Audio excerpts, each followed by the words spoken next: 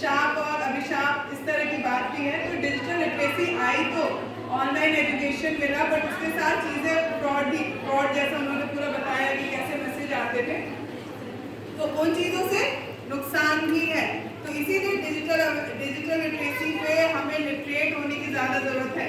आपने आजकल पेपर में पढ़ा होगा, पढ़े लिखे लोग डिजिटल अरेस्ट हो रहे हैं। एक नया वर्ड आया है डिजिटल अरेस्ट, जहाँ पे आपको व्हाट्सएप कॉल और इस तरह की कॉल करके, अभी KGMU की कोई प्रोफेसर थी, ऐसा भी नहीं था कोई गाँव का आदमी, वो डिजिटली अरेस्ट हुए और उन्होंने लगभग 30 बहुत पैसे उनके चले गए। तो इसमें इस तरह के प्रोग्राम शायद स्कूल्स में कॉलेजेस में किए जा रहे हैं ताकि आप लोग इस तरह की चीज़ों में ना फंसे। आप देखते होंगे सब्जी वाले से लेके कोई बड़ी दुकान तक सबके पास UPI का आजकल स्कैनर है।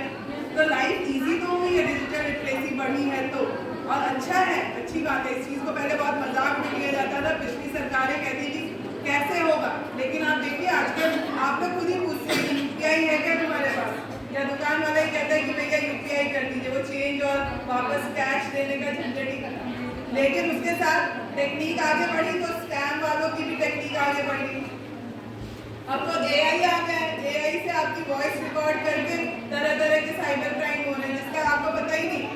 कई बार आता है कि हाँ हमारे जान पहचान वाले को कहीं मतलब उनके पास गलत चीज़ें मिली है, उनको अरेस्ट कर लिया गया है, उनको छोड़ने के लिए आपसे हमारे अधिकारी बात करेंगे, पूरा क्या कहते हैं कोर्ट का पूरा सेटअप लगाया रहता है, सब चीज़ एकदम रियल लगेगी। और आजकल आपको फ़ोन पे भी एक चीज़ दिख रही होगी कि रिंगटोन के पहले साइबर पे ही आ रहा है कि 19 कौन सा नंबर है 1930 है। किसी भी तरह के साइबर क्राइम रिलेटेड अगर आपको फ्रॉड हुआ है तो आप वहाँ पे रिपोर्ट कर सकते हैं, क्योंकि ये चीज़ इतनी बढ़ गई है। और जो कर रहे हैं लोग वो बहुत लिटरेट नहीं है, पर फंसा जिनको रहे हैं वो लोग बहुत लिटरेट है। इसीलिए डिजिटली लिटरेट होने से ज़्यादा डिजिटली अवेयर होने की ज़रूरत है। हम चीज़ों को अगर कर रहे हैं जिससे हमें सुविधा हो रही है, लेकिन ध्यान रखने की ज़रूरत है। अगर आप कहीं जा रहे हैं, कार्ड यूज़ कर रहे हैं, अपना पिन कहीं डाल रहे हैं, UPI स्कैनर दे रहे हैं, पहली चीज़ तो आप कितना भी कोई नीडी हो उसका अपना फ़ोन देने की ज़रूरत नहीं है। कई बार इस तरीके से होता है कि सुनने में आता है मॉल में लोगों ने फ़ोन एक दूसरे को दिया, भाई स्क्रीन पे उतनी ही देर में कोई नंबर मंगा के कर लेते हैं, हैक भी कर लेंगे और फिर आप कुछ कर नहीं पाते।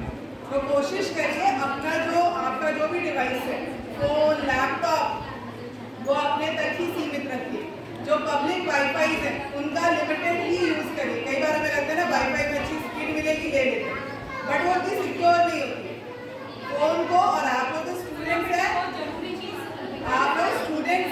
आप लोगों को बहुत ज़्यादा इंटरनेट पे जाने की ज़रूरत ही नहीं है, सिवाय अगर आपको ऐसा कुछ लगता है कि हाँ यूट्यूब पे हम कोई वीडियो देख के कोई टॉपिक समझ सकते हैं तो प्लीज़ सब लोग देखते हैं, हम मना भी नहीं करेंगे, हम चाहेंगे भी तो भी नहीं देखिए, बट लिमिटेड टाइम। हर चीज़ का मिसयूज ज़्यादा हो रहा है। तो डिजिटल लिटरेसी शायद इसीलिए इस कैंप के साथ सबको जोड़ा गया। एक तो यूथ, क्योंकि हमारा भारत सबसे युवा देशों में माना जा रहा है, और प्लस डिजिटल लिटरेसी, क्योंकि वो आने वाले समय में हमारी नॉर्मल लिटरेसी जैसा हो जाएगा। आप ये नहीं कह सकते कि उसकी पढ़ाई लिखाई में उसको चेक किया जाएगा वो डिजिटली लिटरेट है कि नहीं।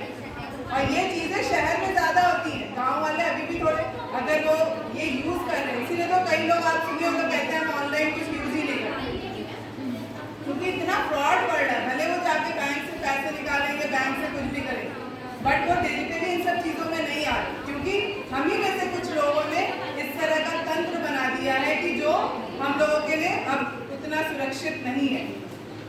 साइबर सिक्योरिटी पे, साइबर क्राइम पे भी बहुत सारे आपके आए दिन वर्कशॉप और सारी चीज़ें होती हैं, क्योंकि ये सब चीज़ें कैसे अवेयरनेस से ही तो हम एक दूसरे को बता सकते हैं। जैसा कि आज सुबह के सेशन में भी जिस कैंसर की बात की गई, मुझे नहीं लगता कि हम लोग उस चीज़ को लेकर खुल के बात करते हैं, या तो सिम्टम्स होंगे भी तो भी शायद उसे रिकॉग्नाइज ना कर पाए। तो अवेयरनेस ही एक साधन है इन सब चीज़ों से बचने का। वेबसाइट कभी भी खोले, एक छोटी सी टिप है, वेबसाइट कभी भी खोले, उस वेबसाइट का एड्रेस ऊपर लिंक करता है, तो वहाँ पे आप देखिए HTTPS है कि नहीं। अगर उस वेबसाइट में HTTP है कि नहीं, तो दैट वेबसाइट और that link is not secure. वो S बहुत बड़ी चीज़ है। कई बार आपका आता हो मैसेज, आप लिंक करने गए तो लिखता है कि आपका ये सर्वर सेफ नहीं है, आप आगे मत बढ़िए। फोन पे तो कई बार देखते हो। और कई सरकारी वेबसाइट्स भी ऐसी हैं जो कि सिक्योर जहाँ हम लोग खुलेआम अपना डेटा सारा दिए जाए। तो ये छोटी छोटी चीजें हैं, जैसे मान लीजिए बैंक का ही आया, आप कुछ फॉर्म भर रहे हैं, बैंक की लिंक डिट्टो SBI डॉट सब कुछ से, बट उसका वो HTTP